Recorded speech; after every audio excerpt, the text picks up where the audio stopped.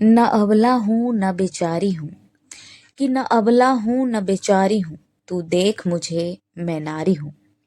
नमस्कार दोस्तों, आप सभी का बहुत बहुत स्वागत है आज के हमारे इस वीडियो में। दोस्तों, आज के इस वीडियो में मैं बात करूंगी उन महिलाओं की जो समाज में थी जब मनुवादियों और ब्राह्मणवादियों ने सबका जीना हराम किया हुआ था। तो दोस्तों, चलिए वीडियो की शुरुआत करते हैं, लेकिन इससे पहले आप हमारे चैनल पर नए हैं तो प्लीज़ चैनल को सब्सक्राइब करें, बेल आइकन को प्रेस करें और ज़्यादा से ज़्यादा लोगों में वीडियो को शेयर करें और कमेंट करना ना भूलें। तो दोस्तों चलिए वीडियो की शुरुआत करते हैं। आपको बता दें कि मनुवाद हो या ब्राह्मणवाद, हमेशा से महिलाओं को सताया है, महिलाओं को गुलाम माना है, महिलाओं की आज़ादी का गला घोटा है। सदियों से अपनी कुंठा में यह लोग हमेशा से हर समुदाय, हर वर्ग के लोगों को प्रताड़ित करते आए हैं। इतिहास में हम तमाम प्रमाण और साक्ष्य देखने को मिल जाते हैं। दलितों के थूकने पर पाबंदी हो या फिर महिलाओं के कपड़े पहनने पर रोक हो, मनुवादियों ने अक्सर अपनी विकृत मानसिकता को प्रदर्शित किया है। अंग्रेजों के समय तक भारत के स्थिति ऐसी ही थी कि कई इलाके में तो ऐसे थे जहां महिलाओं को वस्त्र पहनने की अनुमति ही नहीं थी। वहीं भारत में ही कई जगह उन्हें अपने स्तन ढकने की आज़ादी नहीं थी। अगर किसी दलित महिला ने अपना स्तन ढक लिया तो उसे टैक्स देना पड़ता था। स्तन के आकार के हिसाब से टैक्स तय होता था। छोटी बच्ची के स्तन निकलते ही उसके परिवार से स्तन कर लिया जाता था। आप जरा सोच कर देखिए वह दृश्य कैसा होगा। हालांकि इसी के विरुद्ध एक क्रांति की शुरुआत हुई थी जिसने ब्राह्मणवादी मानसिकता को लहूलुहान कर दिया था। आज बात होगी उस मुद्दे की जब स्तन कर से एक क्रांति भड़क उठी थी जिसने हमेशा के लिए दलितों की स्थिति बदल कर रख दी। बात 19वीं सदी की है, यानी आज से करीब 200 साल पहले की। भारत के दक्षिण राज्य केरल में ब्राह्मणवादियों का वर्चस्व था। वर्चस्व ऐसा कि वहां के राजा पर भी उनका सीधा नियंत्रण था। यहाँ तक कि राजा भी मनुवादी ही था। राज्य में नीची जात की औरतों को अपनी छाती ढकने की इजाज़त नहीं थी। नंगी छाती को गुलामी का प्रतीक माना जाता था। यहाँ तक कि उच्च जाति की महिलाओं को भी अपने पति के सामने कपड़े पहनने की इजाज़त नहीं थी। देश तो अंग्रेजों का गुलाम था ही, लेकिन दलित समाज ब्राह्मणवादियों का गुलाम था और उच्च जाति की महिलाएं अपने घर में ही गुलाम थी, पति की गुलामी थी। दरअसल स्तनकर त्रावणकोर साम्राज्य द्वारा नादेवरों अन्य निम्न जात समुदाय पर लगाए जाने वाला एक प्रमुख कर था। इस घिनौनी प्रथा का विरोध शुरू हुआ 1813 में। नीची जाति की महिलाओं ने बिगुल फूंक दिया और सड़कों पर उतर आई। उनकी मांग थी कि उन्हें कुप्पायम पहनने की अनुमति दी जाए। कुप्पायम एक तरह का ऊपरी वस्त्र होता है जिसे उस समय उच्च जाति की महिलाएं पहना करती थी।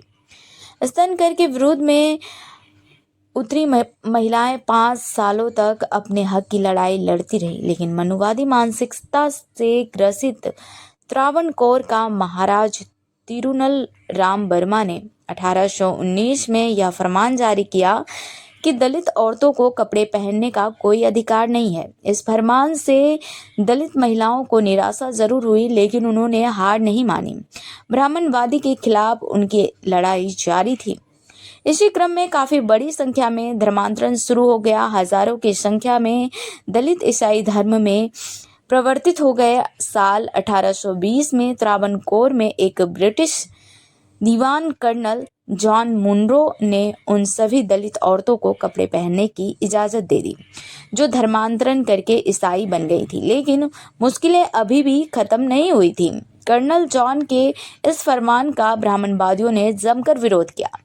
इसके विरोध में आंदोलन तक हो गया। उच्च जाति के लोगों ने इसकी यह कहते हुए निंदा की कि यदि दलित महिलाएं कपड़े पहनने लगी तो हमारी महिलाओं और उनके बीच का फर्क क्या रह जाएगा। यह बवाल इतना बड़ा था कि ब्रिटिश अधिकारी को अपना फरमान वापस लेना पड़ा। इसके बाद विरोध कर रही सारी महिलाओं का शारीरिक शोषण किया गया। हालांकि अब महिलाओं ने ठान लिया था कि भले ही कुछ हो जाए, वह पीछे नहीं हटेंगी और अपने अधिकार को लेकर रहेंगे। 1813 में शुरू हुआ यह आंदोलन अब 1829 तक पहुंच चुका था।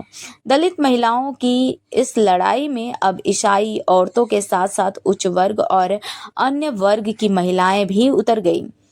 अब ब्राह्मणवाद ने इसका ठिकरा ईसाई लोगों के ऊपर फोड़ना शुरू कर दिया। उनका यह कहना था कि ईसाई हिंदू धर्म को खत्म करना चाहते हैं, इसलिए यह विरोध कराया जा रहा है। विरोध कर रही महिलाओं को दबाने के लिए मनुवादियों ने हर टंटालों की ज्वाला धधक उठी थी।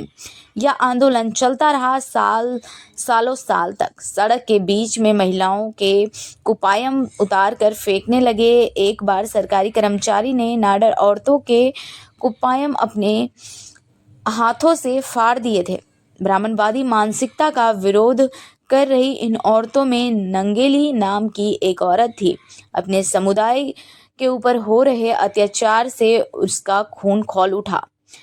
पति ने नंगेली के विरोध में साथ देने का फैसला किया और अगले ही दिन नंगेली अपने स्तन ढकने लगी। धीरे धीरे यह बात आगे बढ़ती रही कि नंगेली नाम की एक महिला अपनी छाती ढक रही है लेकिन टैक्स नहीं दे रही।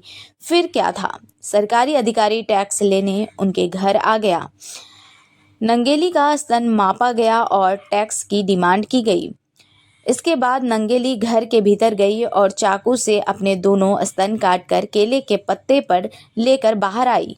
टैक्स अधिकारियों के होश उड़ गए, वह डर कर भाग गए। इसके कुछ देर बाद ही नंगेली की मृत्यु हो गई। दूसरी ओर जैसे ही आंदोलन कर रही महिलाओं को नंगेली की खबर मिली, विद्रोह व्यापक रूप से पूरे राज्य में फैल गया। अब दलितों ने ब्राह्मणवादियों के मुंह पर कालिक पोतने का फैसला कर लिया था। दलितों द्वारा उच्च जाति के लोगों पर हमला शुरू हो गया। ब्राह्मणवादी मानसिकता पर प्रहार करते हुए कई मोहल्ले फूंक दिए गए। हालत बद से बदतर हो गई। इसी बीच त्रावणकोर के राजा के पास हिंसा रोकने के लिए मद्रास के गवर्नर का आदेश आया। दलित महिलाओं की इस क्रांति को इतिहास में चन्नार क्रांति के नाम से जाना जाता है। स्तन ढकने के अधिकार के लिए उनका यह लंबा प्रयास सफल भी रहा। 26 जुलाई 1829 को त्रावणकोर के महाराजा ने फरमान जारी करते हुए दलित औरतों को स्तन ढकने का अधिकार दे दिया। तब भी उन्हें सिर्फ कुपाया जैसे कपड़ों से खुद को ढकने का अधिकार मिला। ऊंची जाति की औरतों की तरह साधारण कपड़े पहनने की हक उन्हें अभी भी नहीं मिले थे। 20वीं सदी की शुरुआत में सालों बाद उन्हें यह हक मिला। आपको जानकर आश्चर्य होगा कि समाज में अलग जगाने वाली दलित महिलाओं की इस क्रांति को मोदी सरकार ने एनसीईआरटी के स्कूली किताबों से हटवा दिया है। यह वीडियो आपको कैसी लगी, कमेंट में अपनी राय ज़रूर बताइए। मिलेंगे जल्द ही फिर से नेक्स्ट वीडियो के साथ। तब तक के लिए आप सभी से इजाज़त चाहूँगी। नमस्कार। जय भारत, जय संविधान।